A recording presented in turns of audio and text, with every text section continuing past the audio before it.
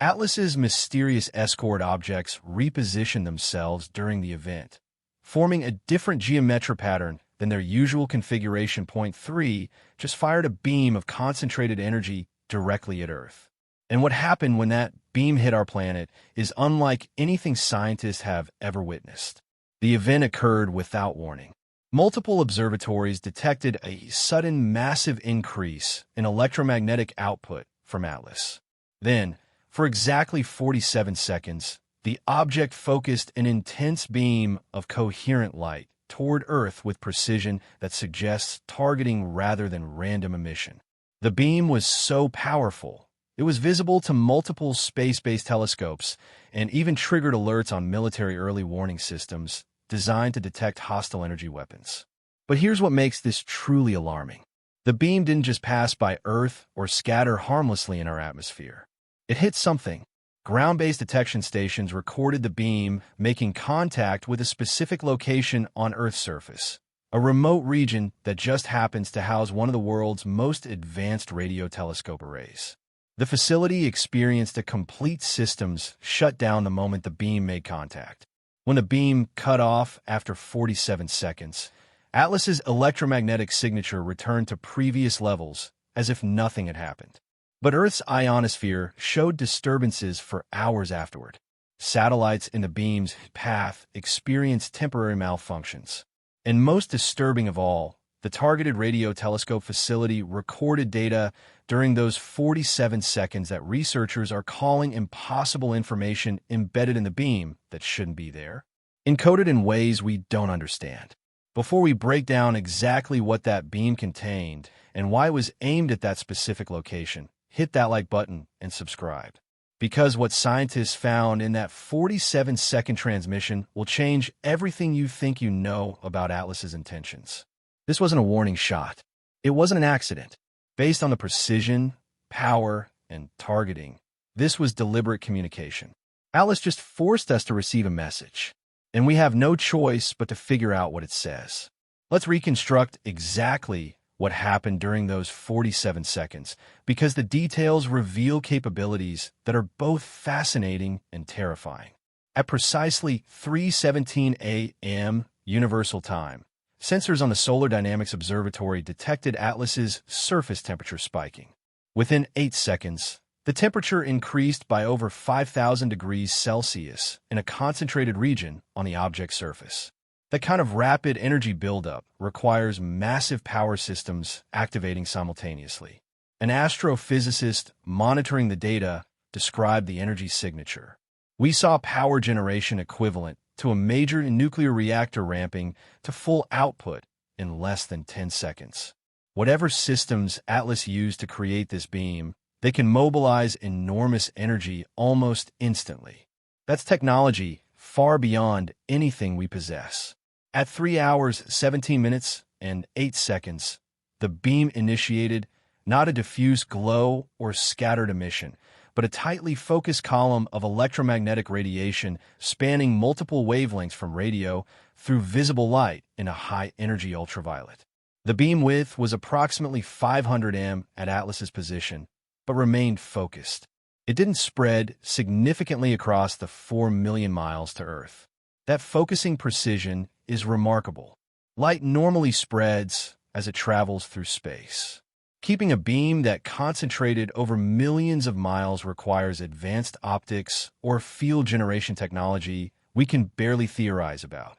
Atlas essentially created a laser pointer capable of hitting targets across interplanetary distances. Ground-based observatories tracking Atlas captured the moment of beam emission. The footage shows a brilliant point of light erupting from Atlas, then a visible line extending toward Earth like a searchlight cutting through darkness. Amateur astronomers with sensitive equipment captured the same phenomenon from multiple locations. One observer described it as surreal. You could actually see the beam extending from Atlas toward Earth, not reflected off dust or atmosphere, but visible in space itself. Whatever wavelengths made up that beam, they were interacting with something in the vacuum between Atlas and Earth to create visible light. The beam maintained constant intensity for 41 seconds, then pulsed 3 times in rapid succession. Bright, dim, bright, dim, bright, before cutting off completely at 3 hours, 17 minutes, and 55 seconds. Those pulses weren't random fluctuations. They were deliberate modulation, like someone blinking a flashlight in code. During those 47 seconds, every telescope pointed at Atlas recorded unusual activity. Multiple bright spots appeared on the object surface surrounding the primary beam source, suggesting supporting systems or perhaps targeting mechanisms. The beam's path to Earth was precisely calculated. It didn't just aim at our planet generally. It targeted a specific ground location with accuracy that suggests Atlas knows exactly where that facility is and chose it deliberately. The beam struck the Arecibo Observatory Replacement Facility in Puerto Rico, one of Earth's most powerful radio telescope installations and significantly one of the primary sites attempting to communicate with Atlas. The facility's instruments detected the incoming beam approximately 0.7 seconds before impact, just enough time for automated safety systems to activate, but not enough to prevent what happened next. When the beam hit, every electronic system in the facility experienced simultaneous overload. A facility engineer described the chaos. Every circuit breaker tripped at once. Computer systems crashed. Data storage arrays went offline. Even backup power systems failed. It was like a massive electromagnetic pulse weapon hit us. Except this was targeted, precise, and left no permanent damage. Everything came back online within minutes once the beam stopped. But during those 47 seconds, while systems were overloaded, something extraordinary happened. The facility's recording systems, despite being offline, somehow captured data. When engineers reviewed the systems after power restoration, they found approximately 3.2 gigabytes of information that appeared in storage units that were supposedly non-functional during the beam event. A data recovery specialist examining the mysterious files explained the impossibility. These drives were offline. No power, no write capability. Yet, they contained data time-stamped to the exact 47-second beam event. The information appears to have been written directly into storage medium at the quantum level, bypassing all normal recording processes. That technology doesn't exist in any human system we know about. The data structure is unlike anything the facility has encountered. The files aren't in any recognizable format.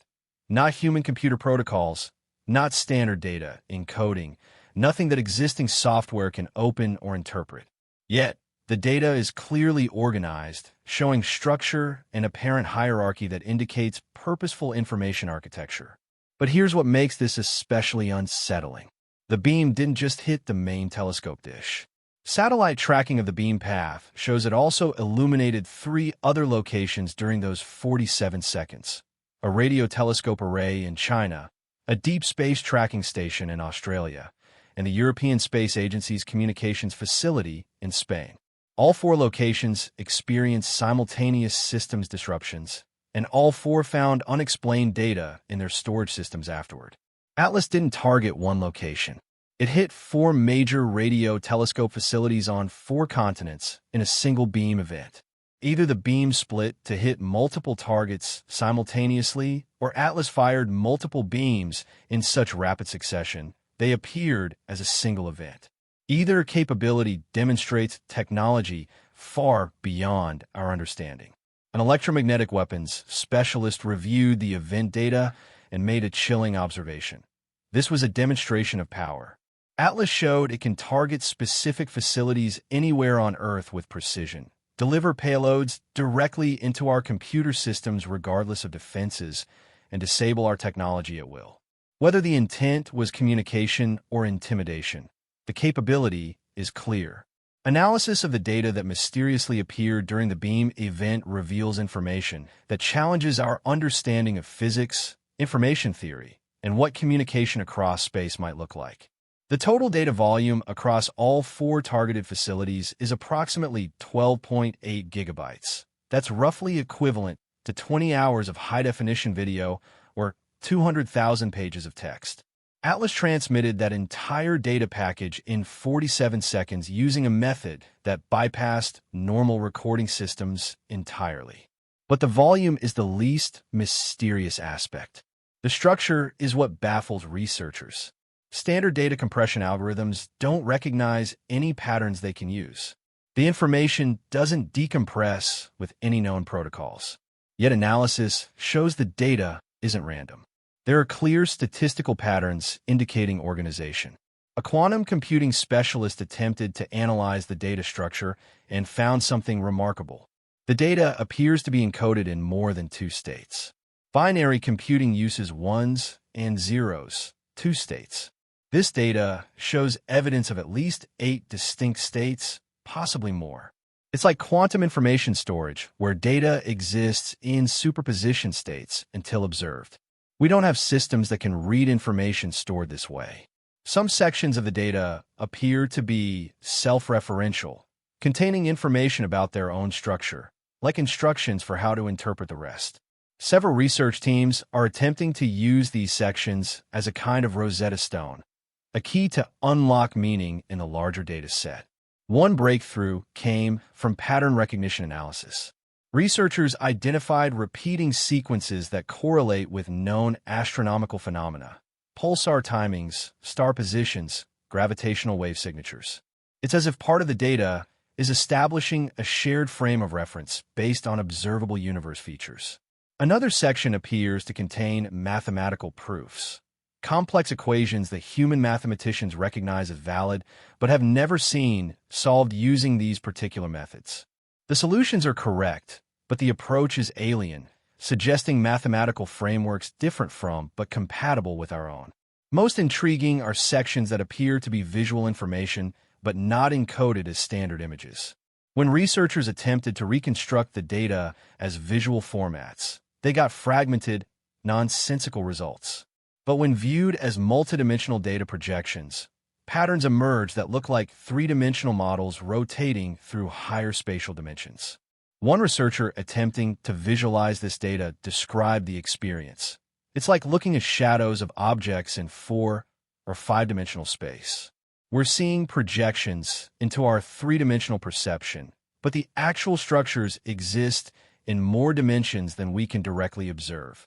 Whatever Atlas is showing us, it's operating in a reality with more spatial dimensions than we experience. The implications are staggering. If Atlas uses technology based on higher dimensional physics that would explain capabilities that seem impossible by our standards, faster-than-light communication, energy systems that violate our conservation laws, propulsion that ignores our momentum restrictions, they're not breaking our physics. They're using physics that includes dimensions we don't fully access. The fact that Atlas specifically targeted 4 major radio telescope facilities reveals something significant about its strategy and awareness of Earth's capabilities.